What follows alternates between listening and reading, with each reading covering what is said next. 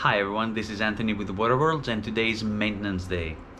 It's time for this long overdue maintenance run because my aquariums did look a little bit messy in November with the last update, and this was due to the fact that I was absent for 25 days, and I think it's time to get it done. In the process, you might get a few ideas and tips on how to make your aquariums look better. So I think it's time to get it done. Let's go ahead.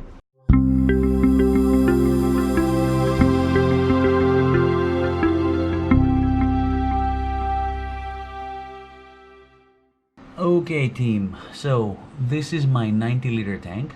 The plan for this tank is to trim all the mosses, clean them up a little bit. I have to clean the filter over there because it's clogged and there is no circulation.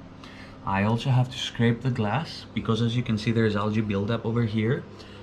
There's Java moss entangled into the Bucephalandra.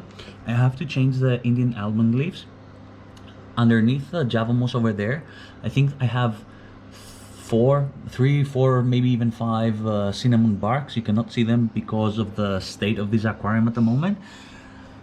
The shrimp seem to breed. As you can see, there are babies all over the place, even in the feeding dish. You can see some of them, even here on the glass. It is a successful tank, however quite messy.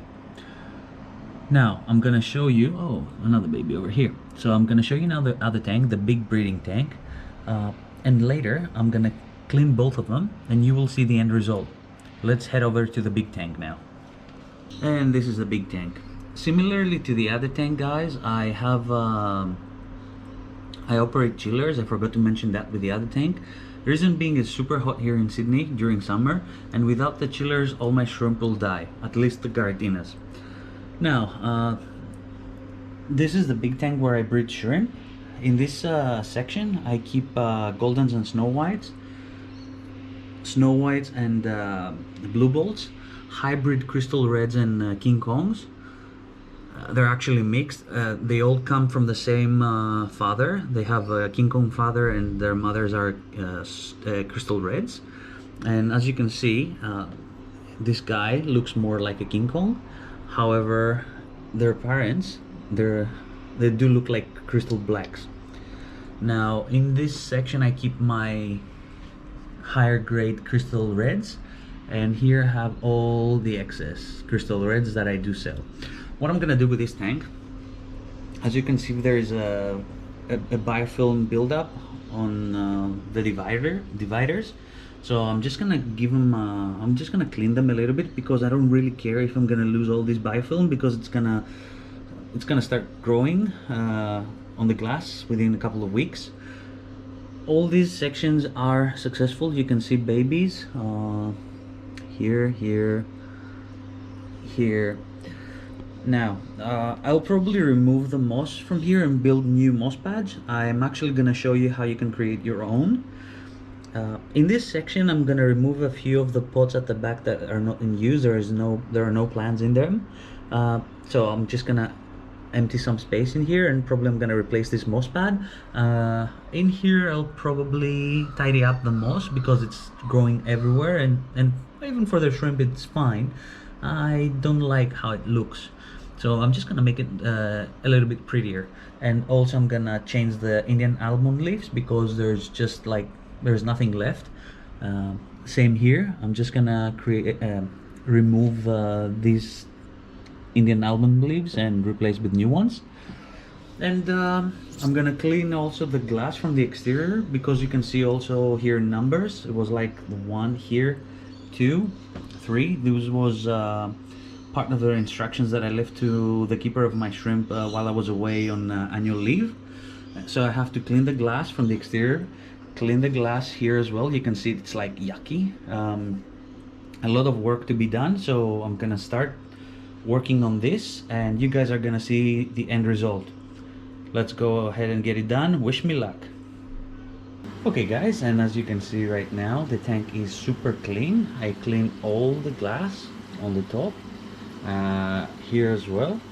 I scraped off the algae from all the sections.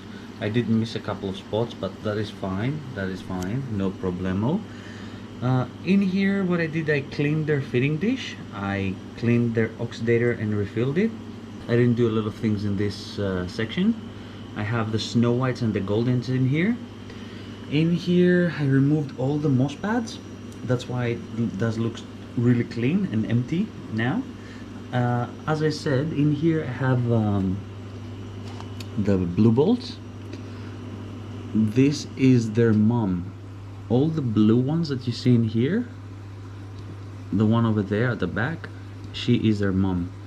Now in here I do have a couple of Goldens and Snow Whites. Reason being, they will help me to populate with blue bolts this section faster, because if I was to only keep a couple, like 3 or 4 blue bolts, I would wait for months before they reproduce and populate. So I just threw in some white shrimp, which is actually the base, and yeah, they will help me to grow their numbers faster. You might be able to see a couple of crystal reds at the back. These guys are actually coming through the mesh as babies. So I do have travelers in between this section here, but that is fine, because before they reach maturity, I do use the net and just reallocate them to the appropriate section in the tank. Now in here, I removed all the pots, well, except these two, and the moss pad over here. I had the moss pad over here. I cleaned the oxidator. I still need to get them a feeding dish. Same here. These guys are hybrid crystal reds with a King Kong. The father was a King Kong, and after a couple of months, as you can see, I do get a couple of King Kongs now. You can see there, well, you can see a lot of them now. But yeah, I only had just one. It was their father, and they bred with crystal red females. And now with the selective breeding, I do start having the King Kongs back. So this is one ongoing project. Another ongoing project is here. These are meant to be my high-grade crystal reds. They're not the best at the moment, but yeah, this is this project here. And these are the excess crystal reds that I don't need anymore, and they're up for sale. So what I did here, I just removed more than half of the Java moss, because I don't really need that much in here. And I also cleaned their feeding dish.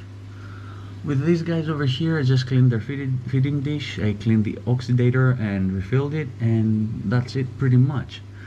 It does look great, doesn't it now? Now another thing that I did, as I mentioned earlier, this is the blue bolt mom. From a previous video of mine, you might remember that she was actually in the 90-liter tank over there. What happened is, I'm just gonna decommission the other tank, and I start moving all the shrimp in this one for now. So let's go and check out the other tank.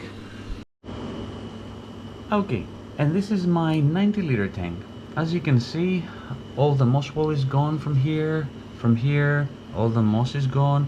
I had the green spot algae on the glass. You can still see a few bits and pieces. I cleaned most of it. You can also see some moss bits and pieces on the substrate. I removed all the mature shrimp. I just missed, I think, here, that one. She's under the cinnamon bark, but it's fine. I have tons of babies in here. Juvies, babies, you name it, like a lot of them. I didn't want to actually push it right now and remove them. That is fine. I'm just gonna let them grow for a month and then just repeat the process. I do want to remove them because I'm gonna decommission, like I said, all these tank. I'm gonna get a new rack. Like the rack is gonna go, and it's gonna be replaced. So that is fine for now. Once we will have the new rack, I'm gonna go into special projects like selective breeding to obtain specific shrimp. So if you guys are interested, subscribe to my channel, hit the bell icon to receive notification for these upcoming videos, and please like my video because it does help me a lot. Okay, so it's the 31st of December. I'm gonna wish you and your families a happy new year. Take care, everyone, and happy shrimp keeping. Take care and bye bye.